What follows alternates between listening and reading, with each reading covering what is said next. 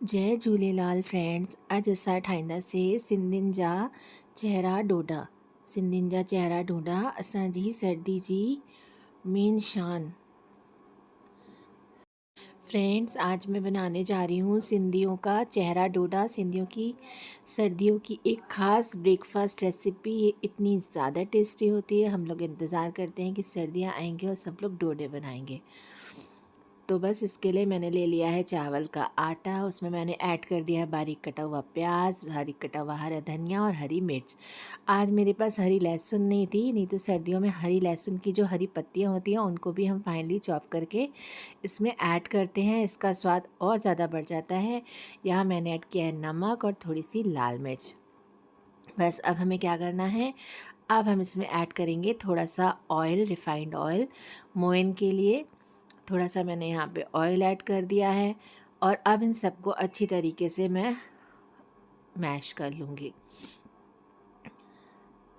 ताकि मसाले और प्याज वगैरह सब कुछ इसमें अच्छे से मैश हो जाए। खूब अच्छे से मैश करने के बाद हमें इसे गीला गीला सही, बहुत ज़्यादा कट्ठा नहीं, बस कट्ठा कर लेना है, बहुत ज़्यादा गूंथता नहीं है ये आटा। अभी आप देखिएगा मैं कैसे कर रही हूँ। पानी डालते जाइए और इसको हम गूंथते जाएंगे।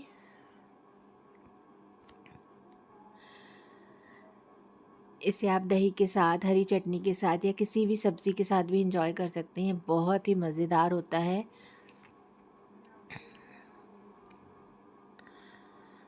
इस तरीके से इसको मसल मसल के हम इकट्ठा करते जाएंगे।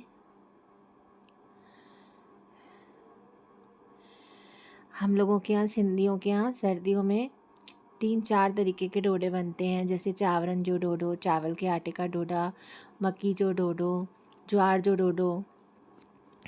और मैं भी आपको एक एक करके सारे डोडे की रेसिपी ज़रूर अपने चैनल पे डालूँगी और आप इसको ट्राई करिए। आपकी फैमिली में सबको बहुत बढ़िया लगेगा। आप देख सकते हैं मैंने आटा, चावल का आटा जो है अच्छे से नीट कर लिया है। इसको थोड़ा दबा दबा के अच्छे से इस तरीके से गूंद लेंगे। ये बिल्कुल स्मूथ डो नहीं बनता, इसी तरीके से बनेगा जैसे मैंने इसमें बनाया है, क्योंकि इसमें बहुत सारा मसाला डला हुआ है। चेहरा डोडा यानी नमकीन डोडा। और यहाँ मैंने तवे पे ऑयल डाल दिया है। तवा थोड़ा गरम मैंने पहले ही रख दिया था गरम होने के लिए। अब हम क्या करेंगे, अब जो हमने अपना डो बनाया था उसमें से एक बड़ा सा हम पेड़ा ले लेंगे।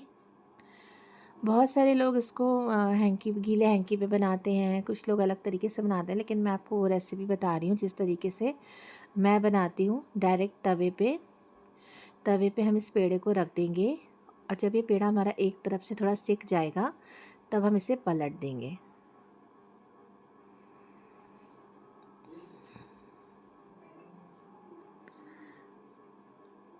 आप देख सकते हैं इस तरफ से थोड़ा सा सिक गया है। अब मैं एक किचन का नैपकिन ले लूँगी। इससे क्या है, वैसे हम हाथ से डायरेक्ट भी कर सकते हैं, लेकिन कई बार हाथ जलने से लगता है हमें, तो किचन के हैंकी से बड़ा ईज़िली हम इसे tap tap tap tap tap करके एक गोल रोटी का, पतली रोटी का रूप दे देंगे। बहुत ज़्यादा पतली भी नहीं और मोटी भी नहीं, बीच की। आप देख सकते हैं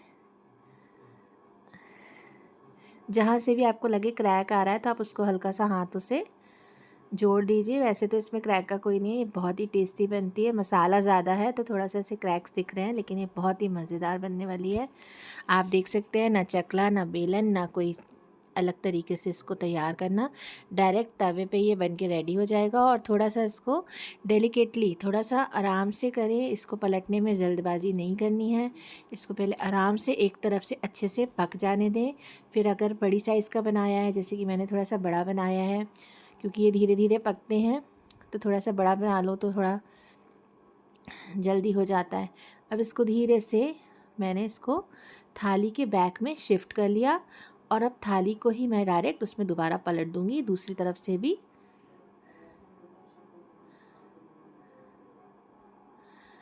अब दूसरी तरफ से भी अच्छे से प्रेस करते हुए हम इस पर हल्का सा तेल लगा के इसको हम सेक लेंगे। ये हमारा सुपर क्रिस्पी बनने वाला है, खूब मसालेदार है। आप इसको ऐसे ही खा सकते हैं बिना किसी भी चीज़ के, और हरी चटनी के साथ और दही के साथ ये बहुत ही ज़्यादा मज़ेदार लगता है।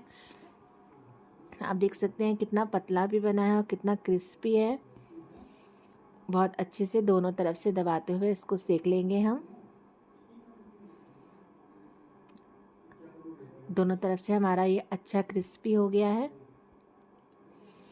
तो चलिए इसको एंजॉय करते हैं दही के साथ और हरी चटनी के साथ। आपको मेरी रेसिपी पसंद आती हो तो प्लीज़ मेरे चैनल को सब्सक्राइब करें, शेयर करें, कमेंट करें। Thank you.